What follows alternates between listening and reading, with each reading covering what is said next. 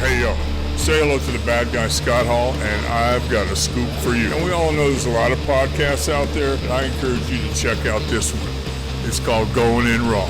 You heard it here first. Going In Raw. Hey, friendo, Steve here. And Larson. And welcome back to Going In Raw News Brief. Let's try to keep it brief today, Sure. Larson. We got a couple things going on, though. Got a lot of things going on. As usual, hey, it's Wednesday, and that usually means we get to recap things that happen on Backstage. However, today, we're going to recap something that happened after Backstage. On Twitter after Backstage. Yeah, Miz was a guest. Yeah, he was. On Backstage last night. After it was over, he hopped on WWE on Fox's Twitter account to record a little impromptu video. They're like taking his mic off, and he was like, of course, running his mouth. That's what he does. He's the Miz. Yeah. And he said, so he was like, oh, I think this is like Christian was there and Renee and Paige were there. And he was like, oh, I thought this was the best episode ever of WWE Backstage. And somebody said something, and he was like, oh, really? Oh, okay. Well, it's not. Well, I'm sorry I didn't change the culture. Yeah, it's very sarcastic. Very sarcastic, of course, referencing CM Punk's line that he was going to, when you asked a question, he's going to change the culture, whatever that's supposed to mean, on Backstage when he debuted.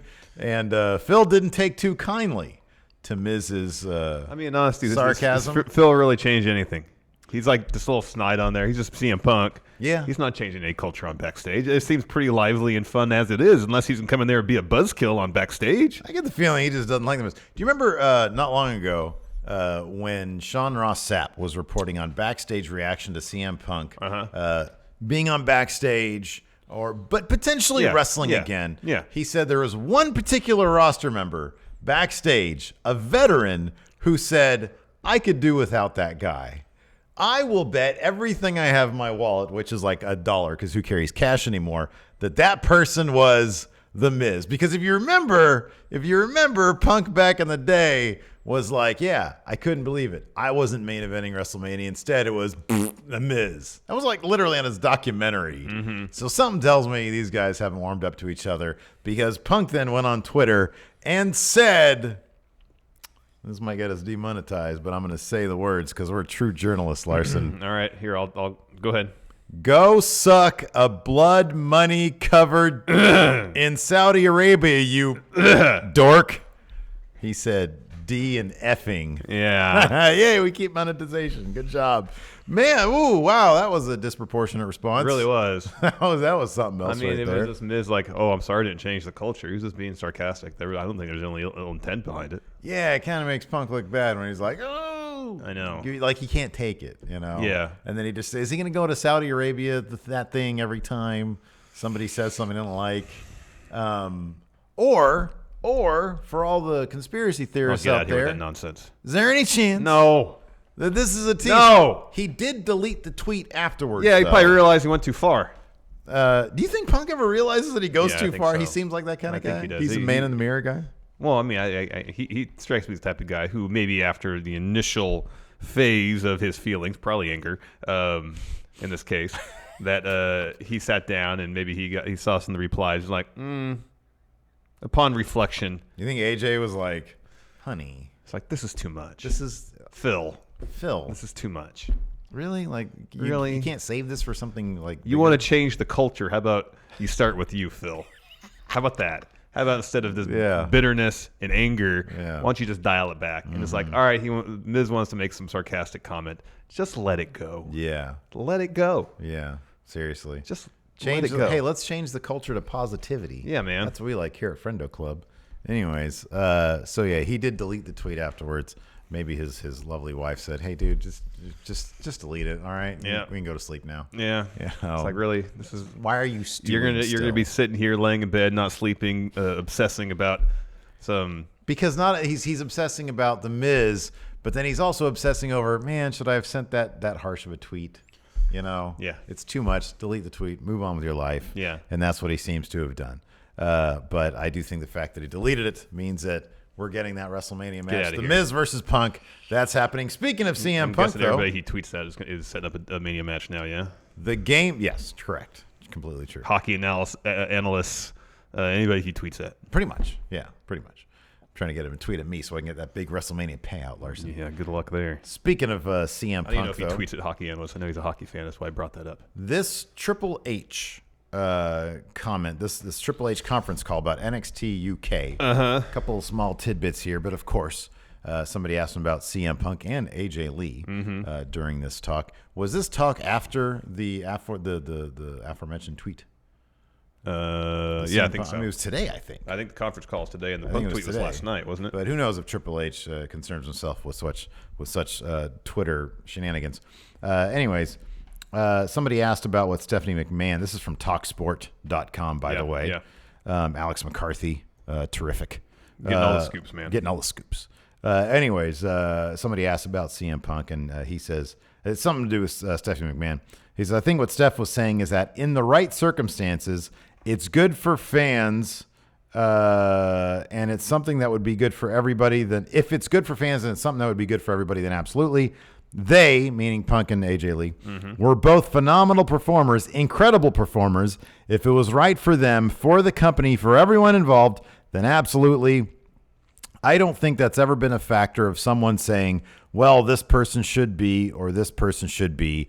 Talent, incredible talent are always incredible talent. But there's so much more to the business than just being a talented performer. Again, I could fantasy book and say I want to be young again, but that ain't going to happen either. Laughs. And why is he butthead all of a sudden? He continues, in a perfect world, sure, I think you've heard Vince echo that statement a million times over the years. Never say never. You see people come in and out, performers and talent. If it's right for fans and everyone else business-wise, then it's something that can happen. But if it's not, then it can't. It feels like the one thing that Triple H learned from Vince McMahon, is to always keep the door open, always give diplomatic answers. Well, always keep the door open if there's money to be made. If there's money to be made, you know who else might feel the same way about keeping doors open, be they forbidden or otherwise, Larson? Oh, good segue. Cody F. and Rhodes. So he spoke to the New York Post to promote AEW show they got coming up in the tri-state area. Yeah. And he was asked about the forbidden door. This is what he had to say, quote, the forbidden door, it may be forbidden, but clearly the door is opening, closing, and opening, closing. It's public knowledge that some guys here, myself included, have exemptions to work New Japan Pro Wrestling, but I know that New Japan Pro Wrestling's focus is New Japan and AEW's focus is AEW. So more likely what a partnership would look like is perhaps some sharing of talent, some shared creative, but we're not going to do a Super Clash 3 where Von Erich and Lawler are fighting over the title. But I know how it's referred to. But I like how it's referred to as the Forbidden Door. I don't really think it's forbidden at all. Hold on, before you continue, is he right now on the U.S. Trademark Office website? Super Clash 3? Patenting Forbidden Door. Oh, maybe. What a great name for a supercard that would be. That would be great. Should we trademark that now? We probably should. And then sell it to him. For press access. All we want to do is let's make some shirts and yeah. And try to get AEW to license the shirts from us. Anyways, he continues, quote, like I said, many people have the exemption to work there. They put on a great Wrestle Kingdom. They have some amazing talent, particularly Will Ospreay. He's a top 5 wrestler in the world right now, so we'll see where that goes. I know everyone pretty much feels the same about it. I think it's something in the next year that we will hopefully all explore. We'll explore on our end, and they'll explore on their end. We'll see if it works. He's ready to kick that door down. I know what I'm going to do. That's what I'm going to do. What? I'm going to make a bootleg AEW New Japan comic called Forbidden Door. There you go. And sell it out of my trunk. There you go. You in with me on that one? No, that's your legal liability, not mine. Starcast, we can sell them at Starcast? Probably not. Forbidden Door, the comic. Change everybody just a little bit. You have to change all the names. Brody instead of Cody. Cody, Brody. Lenny Alpha instead of Kenny Omega. Yeah, well, no, it'd be Lenny Omega. That would be too close. Okay. The young guys. Yeah, there you go. And then, I don't know. Instead of evil, it'd be bad. Yeah. Stevel. There you go. Perfect. So, yeah, no, Cody's all business. Cody looks at the numbers. He looks at the ratings. He's like, we need to get this over a milli if we want that TV deal not just renewed, but, money pumped get some money pumped into it. Yep. Let's get that going. Yep. And the one way we can definitely get that done New Japan Pro Wrestling, AEW Forbidden Door. Yeah, the pay-per-view, Super Show, pay-per-view, Forbidden Door. Running the first weekend of April. There you go. There you go. In St. Petersburg, Florida. Oh, man. That'd be big news right there. That'd be pretty massive. Running opposite Mania that Sunday night. Ooh, Forbidden Door. You got that right. Anyways, in other news, let's go back to that Triple H call. There was some interesting tidbits about NXT UK. The most interesting thing here is how heavily he said that Shawn Michaels, the Heartbreak Kid as he was once known, is apparently really heavily involved in NXT UK. He said that. He said it's interesting that as Shawn has gotten more and more involved in this, NXT UK has become a sort of passion project for him. And as much as he is here in NXT on a day-to-day, week-to-week basis, we can't all be every place all at the same time. So he's kind of taken a much more guiding hand in controlling that brand. He's around the talent more. He's all those things. He's very close to a lot of the talent. He's very invested in their success. There was some suggestion also that he's heavily involved in actually booking and producing the matches. Yeah. So I think that's very interesting. That's pretty cool. The mind of Shawn Michaels at work, you can see it this weekend. Yes. There in Blackpool. Yes, definitely. And then, he also mentioned a couple of things. I mean, it'd be interesting to see if he sees how Triple H has kind of formed NXT and thought, well, maybe I'll get a crack at this and try to do the same in the United Kingdom. Yeah, maybe. Because I don't know what the management structure of NXT UK is. I'm sure at the very top is Triple H, but otherwise, I know Jim Smallman went to work there. Triple H mentions him by name. Yeah. And I don't know if anybody else from Progress made the leap over from there to NXT UK or not. But I mean, you could do a hell of a lot worse than having Shawn Michaels. Absolutely. Head of the company. I think it's going to be all the buzz. I'm going to watch it, but I'm going to do it from the luxury of my own couch or bed with I don't know, some Del Taco or some popcorn or something going on there. Why not both? Well, hey, you got that right, buddy. Get some of them tacos, dump them in the popcorn, shake it up. It's like, hey, I'll dump this chicken out of this tortilla and put popcorn in there. Exactly. Just a whole smorgasbord. Why not? Yeah. Why limit yourself to just one cuisine when you can have all? He also started randomly naming off names on a map of Europe where he'd like to take NXT UK. Obviously, he said London. He wants to go to London and do a takeover there. Dublin, which of course is in Ireland. Cardiff. They've already been there, but he said one of it's his favorite places to work. They're great. Huh. It's very interesting. Very specifically Cardiff. He also mentioned that great triple threat tag team. Yeah. South Wales Subculture, Gallus, and Grizzled Young Veterans. Veterans is one of his favorite matches of the year. It was one of my favorite matches too. He mentions Germany, France, Italy. He just wants to go to those places, I think, in general. I'm sure he's been to all of them. Yeah. He's like, oh, no, France is great. I've been on the Eiffel Tower. I want to have an Eiffel Tower match. No, I want to go to Nice. I want to go to Nice. Nice XT. Nice XT. Nice XT. Yeah, so that'd be good.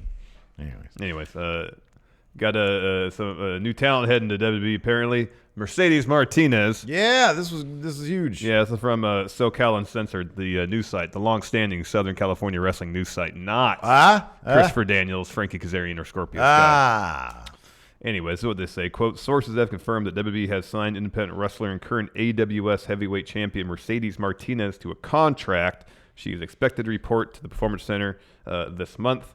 The article mentions that Mercedes is the current AWS champion.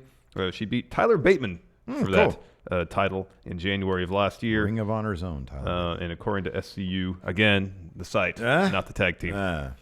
Quote, AWS promoter Bart Kapitsky, thank you, advised SoCalUncensored.com that he would likely have a tournament to crown a new champion with Martinez's signing. All right. Well, that's awesome. She's great. She's been in two Mae Young Classics. She popped up, I think she had at least a couple matches in NXT. She was in the AEW Women's Battle Royal. She debuted in 2000. Mm-hmm. She's been doing it for a while. Long time ago.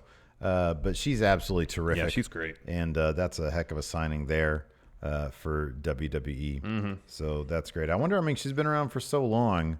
I wonder if it's the kind of thing where it's like, hey, come in, do some work for us, and then maybe transition to I couldn't think of somebody player better. coach type could scenario. Be like a Cash Osono type thing. You understand?